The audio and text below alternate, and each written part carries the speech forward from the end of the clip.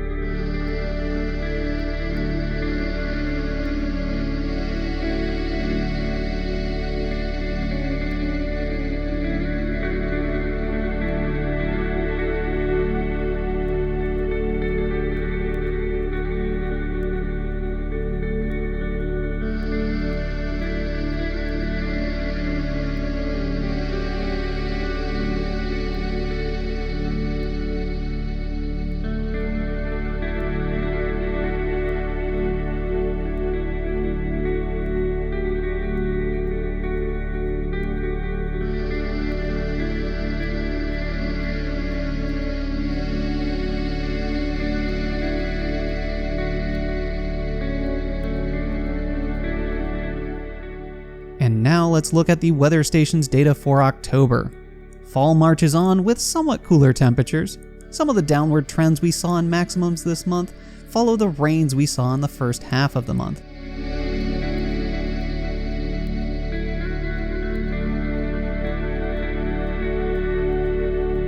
For relative humidity, while we still had a few relatively high minimums, they were paired with lower temperatures than in the past few months. So even those high minimums felt quite different than those monsoon conditions we had a couple months ago.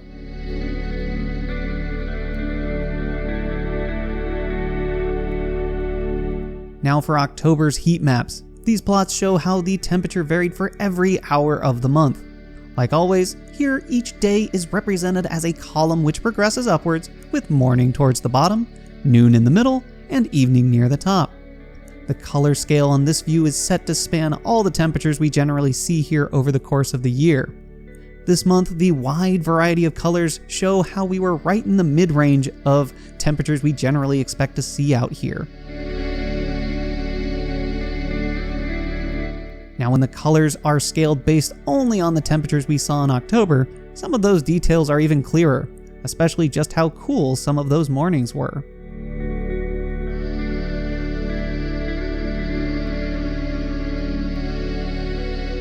Now let's bring these data together into our temperature and humidity scatter plot.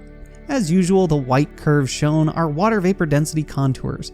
If the data follows along one of those lines through time, then the amount of water in 1 cubic meter of air is not changing significantly in that time frame. In this animation, the data from each hour in October gets its own frame. Here we can see that relative to the older data, the dark gray points, October really filled out the middle of the typical parameter space.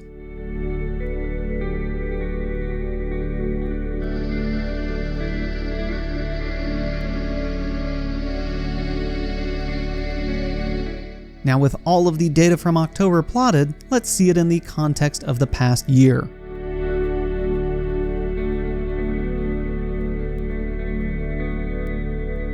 And now let's view the data with more color.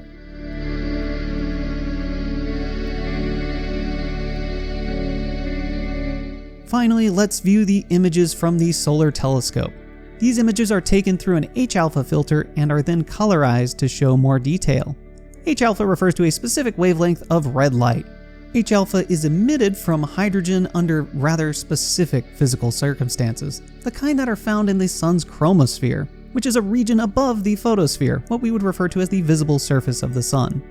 We had several good sunspot groups this month, and some of them were quite active. Sunspots occur where the sun has concentrations of magnetic flux passing through the photosphere. We especially had some dramatic activity towards the end of the month. Unfortunately, while there was a dramatic X-class solar flare on the 28th, it occurred just before we started observing. However, the afternoon before, we did catch some dramatic activity at the site. Enjoy, and I will be back as we reach those events.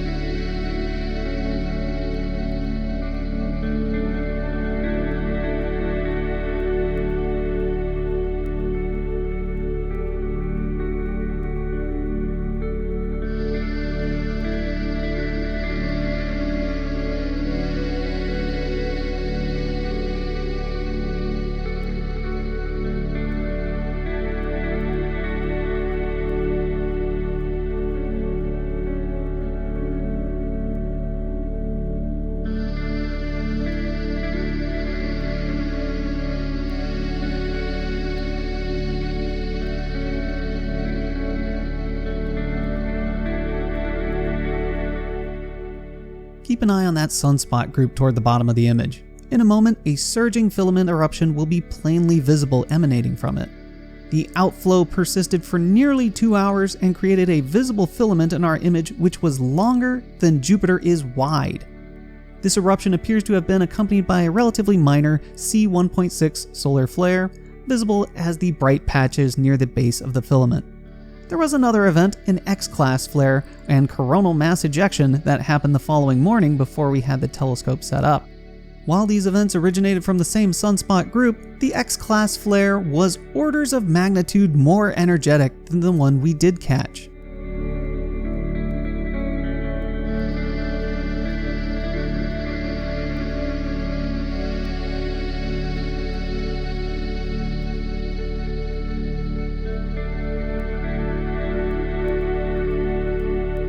Thank you for watching this episode of Systems Are Go.